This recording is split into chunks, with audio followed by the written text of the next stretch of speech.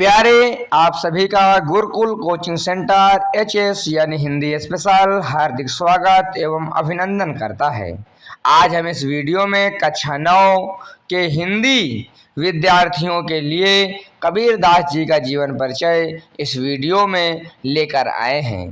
आप इस वीडियो को देख करके अपनी फेयर कंप्लीट करें और परीक्षा की तैयारी करें।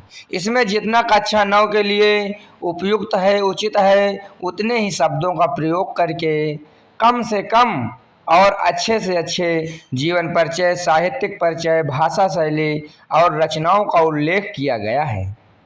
इस प्रकार हम जीवन परिचय इनका लिखेंगे कि ऐसा माना जाता है कि कबीरदास जी का जन्म काशी में 1398 ईस्वी में हुआ था। या हम कबीरदास जी का जन्म काशी में 1398 ईस्वी में हुआ था, इतना भी लिख लेंगे। ऐसा माना जाता इसलिए आ गया है क्योंकि थोड़ा मतभेद है विद्वानों में इनके जन्म के सन के संबंध में, तो हम इस प्रकार लिख लेंगे जिस प्रकार लिखे हैं। इनका पालन पोषण नूरी और नीमा नामक जुलाहा दंपति ने किया।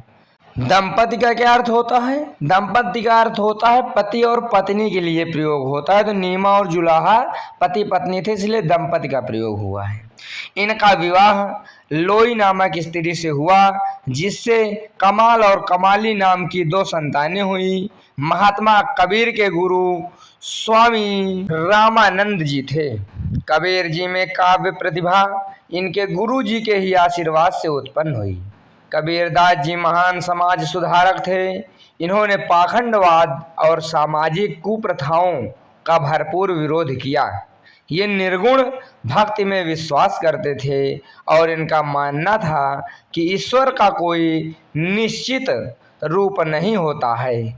ऐसे महान समाज सुधारक का निधन 1518 ईस्वी में लगभग 120 वर्ष की अवस्था में हुआ। अब बताओ, सोचो कि क्या खाते रहे होंगे कि 120 वर्ष की अवस्था तक जीवित हो गए।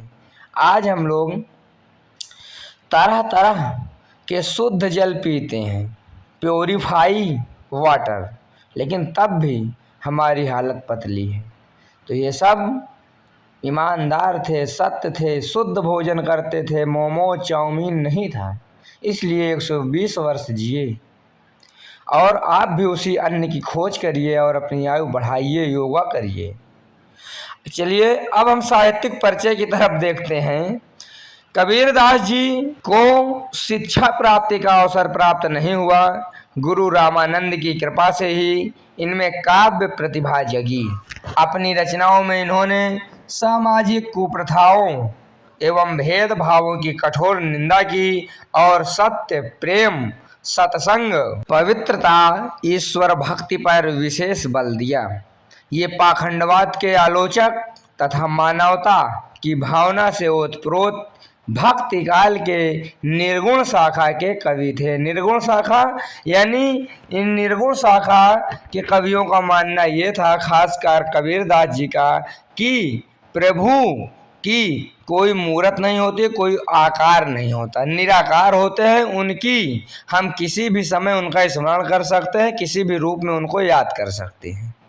अब उनकी रचनाएं देखिए। कबीरदास पढ़े लिखे नहीं थे। ये जो कुछ भी गा देते थे उसी को इनके शिष्य लिख लिया करते थे। इनके शिष्य धर्मदास ने इनकी रचनाओं का बीजक नाम से संग्रह किया है, जिसके 3 भाग हैं, साखी, शबद, रमैनी। तो इस प्रकार हम इनकी रचनाओं को उल्लेख करेंगे, क्योंकि इनकी रचनाएं बहुत संख्या में अधिक नहीं हैं और अधिक प्रमाणित नहीं है। बीजक प्रमाणित है और उसके 3 भाग हैं, साखी, शबद, रमैनी। इस प्रकार रचनाएं हम लिख लेंगे। इनकी भाषा शैली देखिए। कबीरदास की भाषा मिली जुली है, जिस कारण इनकी भाषा को पंचमेल, खिचड़ी तथा सधुक्कड़ी भी कहा जाता है। इनकी भाषा में खड़ी बोली और ब्रज भाषा की प्रधानता, यानी खड़ी बोली और ब्रज भाषा ये ज़्यादा बोलते थे। बाकी सभी भाषा ये बोलते थे।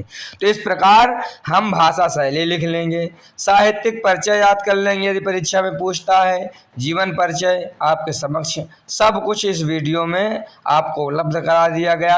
आप सभी का बहुत बहुत वीडियो देखने के लिए धन्यवाद।